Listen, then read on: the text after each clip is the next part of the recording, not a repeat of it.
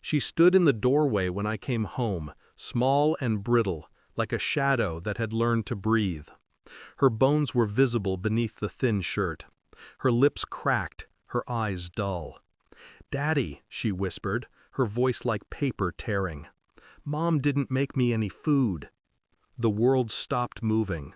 My suitcase slipped from my hand and landed on the floor with a sound that seemed too loud, too final. I bent to hold her. She flinched at first, then collapsed into me, weightless.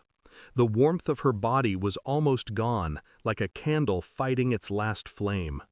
I carried her to the couch, covered her in my coat. My chest was fire, but my face was stone. I couldn't afford chaos, not yet. 6 months away, trusting my wife to care for her. And this ruin of a child? I stood, silent, and walked down the hall. Each step echoed.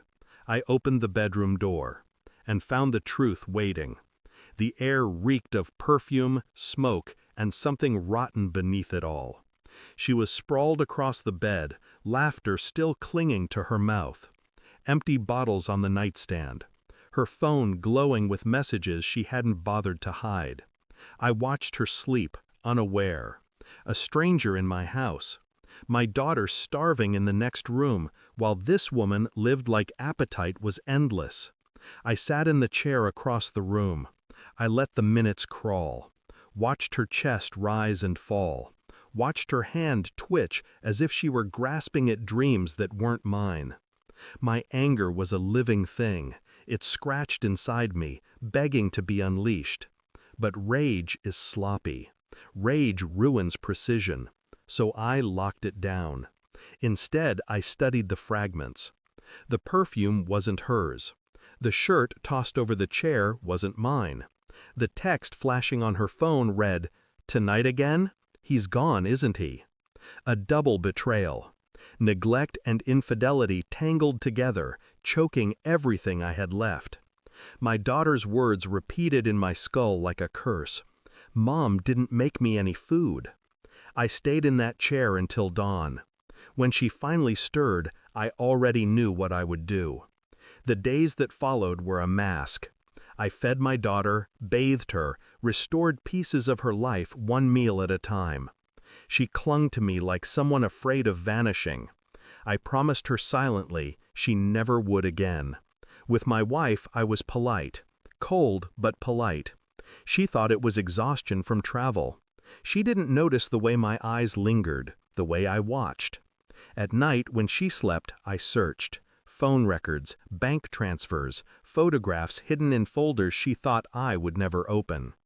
There were names, hotels, transactions that bled with carelessness. Every detail was a stitch in a tapestry of betrayal. The deeper I dug, the calmer I became. Each discovery was no longer a wound, it was a weapon. She smiled at me over dinner, asking about my trip. I smiled back. My daughter sat silent between us, eating slowly, learning again what it meant not to starve. I thought of telling her, of dragging the truth into the light and watching her burn in it. But no, not yet. Patience sharpens revenge. The file was thick when it was finished. Phone logs, photos, financial records, even DNA results. Proof that the man she smiled at wasn't just her lover. He was the father of the child I had been raising as mine. My daughter was starving because she was not his. A punishment by neglect. A mother weaponizing hunger. When I held the report in my hands, there was no shock left. Only clarity. That night I placed it on the kitchen table, sat across from her. She opened it, brows furrowing, mouth parting. Then, silence. Pages turned, hands shook, tears welled. Finally, she looked at me. "You knew?" I nodded once, nothing more. Her sobs filled the room. She reached for me. I didn't move. The next morning, I packed her bags, placed them by the door. When she came downstairs, eyes swollen, she froze. I can explain." "No," I said, calm, final. My daughter stood behind me, clutching my shirt, watching. I handed my wife the folder. "Take it. Leave." Her lips trembled. "Where will I go?" I stared at her. Not my concern.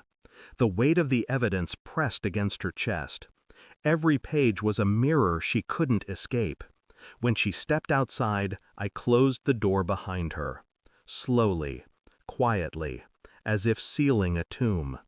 I sat with my daughter that evening, feeding her soup. She smiled faintly, color already returning to her face. The house was silent without the poison. Silence I could live with. I thought of the years wasted, of the lies swallowed whole, of the trust shattered beyond repair. But there was no grief left, only steel. Some betrayals break you. Others carve you into something colder, sharper, unrecognizable even to yourself. I kissed my daughter's head and whispered a promise. She would never know hunger again. As for her mother, she was already gone, and I did not miss her. Thanks for watching. Don't forget to like, share, and comment. Subscribe now to Cheating Stories Insight World for more amazing stories.